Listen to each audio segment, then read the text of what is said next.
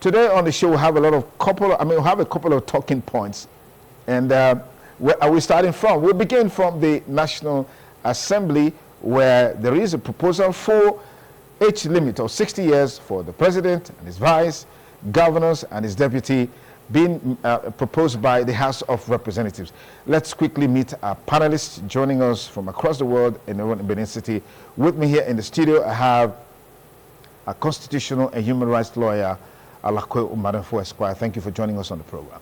Thank you for having me. Okay, let's join our diaspora community. From Abuja, we have former member, House of Representatives, Eastern Northeast, Eastern Southeast constituency. I'd like to thank very especially Barrister Sergius Osasuchi Ogun for joining us. Good morning. Morning. Thank you for having me. Okay, joining us from the UK, I have Chief Daniel Matthews Akwamoha, is a Labour Party chieftain. Thank you for joining us on the program. It's a privilege and honor to be here. Thank you very much. We also have with us an APC chieftain, former chairman of Ego Local Government Council. He's joining us from Houston, Texas, in the U.S. Thank you for joining us on the program. Good morning, Mr. Duke, and thank you, viewers. Fantastic. Let me start with you, Barrister Sergius. The proposal by the House of Representatives, you were part of that constituency for 8 years, to look at the age limit for president, vice president, and of course, governor and the deputy governor. I'd like to find out from you, how sincere is this proposal? Because we're already hearing that if it scales through, the current president, former vice president Atiku Abubakar, former presidential candidate Peter Obi and the likes will be completely skewed out of the political system. So I'd like to get your take on how sincere, how germane is this proposal? Well, I can tell you for free that that proposal is dead on arrival. Dead on arrival. That's very strong. Why are you so convinced about that? I mean, it's scaled the second reading. Take it to the bank. I was a member of the Constitutional Review Committee in the last House, and that anything has passed through second reading does not mean that anything will happen to it, because this proposal will still have to go through a series of committee meetings. That's the ad hoc committee on the review of the Constitution. We have to go through a series of meetings with the committee. We still have to vote for it. That he went through second reading does not mean anything at all. This committee, we have to vote. If they approve, the committee approves it before it will now go to the State House of Assemblies, and then we'll come back. Then there will be a vote for it again, and before it will be recommended to the. So again, the entire House will have to vote, and this is going to be electronic voting, not yea and a. You know, so I can tell you for free. Imagine even if the president was 45, if he was 45 years old, he will not assent to this. So I brought a motion the last time, went through the entire process and went for assent. And President Buhari did not assent to it. And President Buhari was leaving a few months ago when he will leave. And what was this bill? Basically, the amendment was basically saying that presidents and governors should be answerable to the House of Assembly in the case of governors, and the president should be answerable to the National Assembly. And we cannot approve your budget, and we invite you to meet the House, and then you will decline. So it was mandatory that the National Assembly, or in the case of the states, the House of Assembly, could summon the governor, or National Assembly could summon the president. Buhari was leaving. He still declined to assent to that bill. So now talk about Tinubu, that is rumored to be almost 90 years old, and he wants to run a second term. And you make such a recommendation and you go to him. So, I mean, it's no brainer that this bill will not pass. In short, it's not really going to get to a position where you will not require the president assent. It will be killed before it gets there. Okay, thank you very much. I mean, those insights were quite invaluable.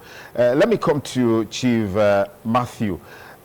This bill, seems to have a very strong backing, at least for the extent it has gone so far. Would you say the House of Assembly, the House of Representatives is playing to the gallery of focusing on trivialities as far as this bill is concerned, against the background of its workability and lack of feasibility in terms of, really meeting the yearnings and aspirations of Nigerians? On every basis of common sense, and let's just apply common sense. I know it's a rare thing. There's a simple thing called discrimination, that you cannot discriminate against people on the grounds of age, on the grounds of gender, on the grounds of religion and tribal or ethnic background. This is universal across the world. And I don't know the wisdom behind this bill. We just have a very good Honorable Segios, who's also a barrister and a former House of Rep, a lawmaker. I don't know the wisdom behind this bill, but I can tell you for a fact is that whatever thinking process behind it is not well thought through. There's no critical mind behind those pushing this bill, because they're losing out on the variety of the perspective of governance. You cannot put age restriction on who is capable. Capacity does not necessarily mean somebody can be young and be foolish, and somebody can be old and be wise, and with more strength, with more wisdom, with more knowledge. And let's say the position of the governor or even the president is an executive position. It's not a physical position that they're lifting or carrying things. It's an executive position. So it has no basis. It shouldn't even be brought to the point where it's scale 4 second or even being considered at all. It should be dead on arrival on the first stage. So for me, it's very disappointing, because they have not put in cognizance what it means, because they are putting a bill to discriminate. That's what it is. Tomorrow they can put the bill to also discriminate against the level of your religious belief, of your tribal belief, of your, not just your age, of your ethnicity. That law, that bill is actually a discriminatory bill. It this time might be against age, but tomorrow it could be against religion. Okay. And it could be against gender.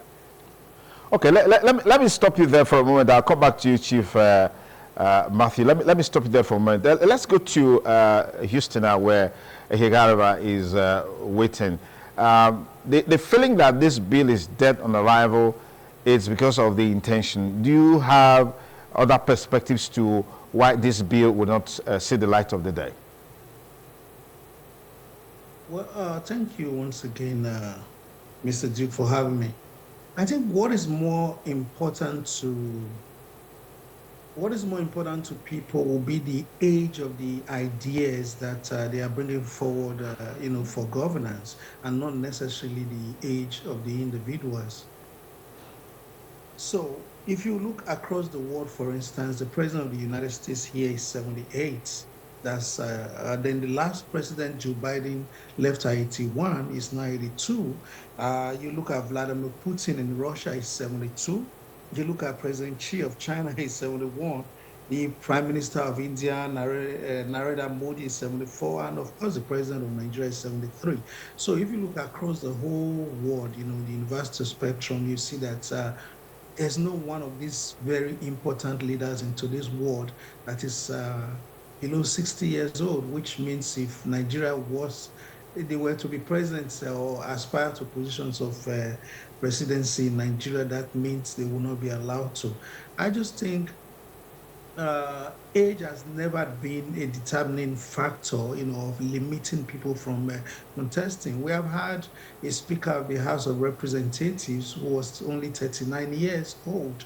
He won that, and we've even had one who was younger, who was actually even below the age, of contesting that election, that had to, leave at some point.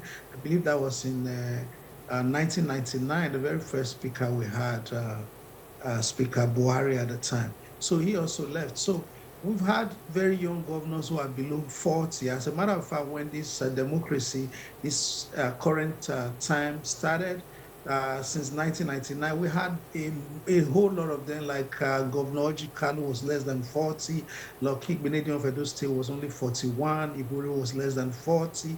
You had about 10 of the governors were less than 40, and the situation is still there today. If you look at Edo South in the House of Representatives, for instance, you had people like Honorable Mosede, Benedion, Honorable Bede Ama. They were all less than 40 when they went there.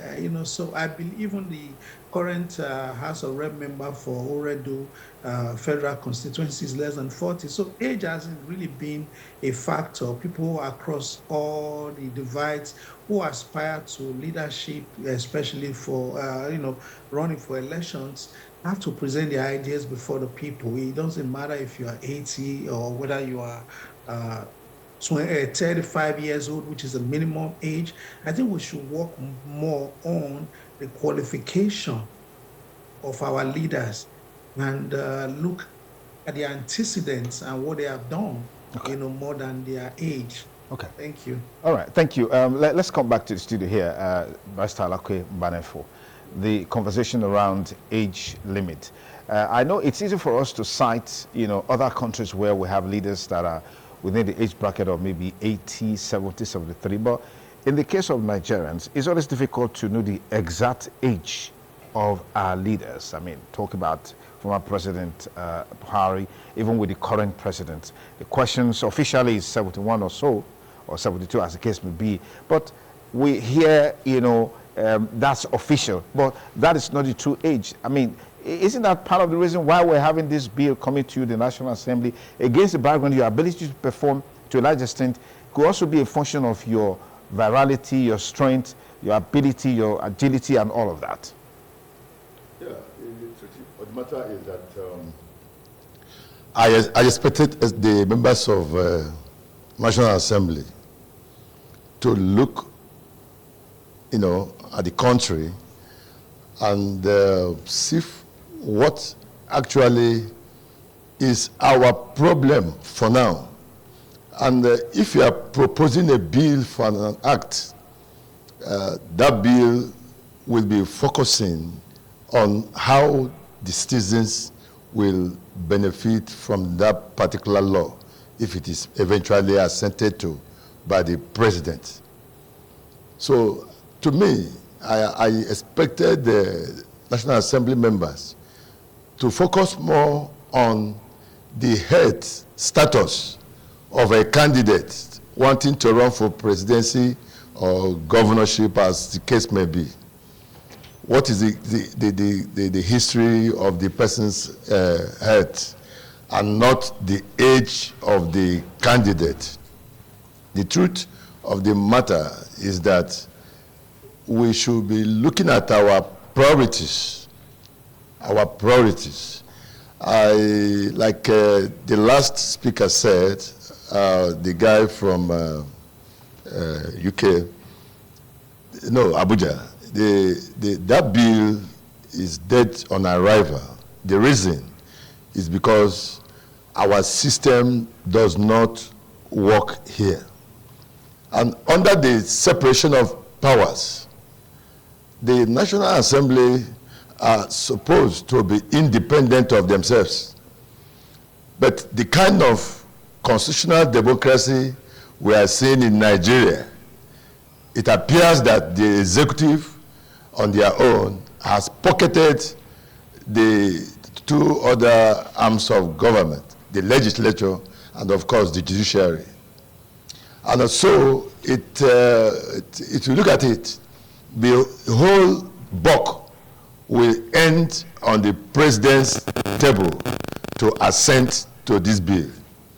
And of course, you don't expect a president that is already above the age, far above the age the legislature is proposing, to assent to a bill excluding him from running for election, especially when the president, by virtue of the extant constitution, still have opportunity of seeking for a second tenure. And so I expect that National Assembly should spend more time on things like AI, artificial intelligence. Nations are already looking at AI.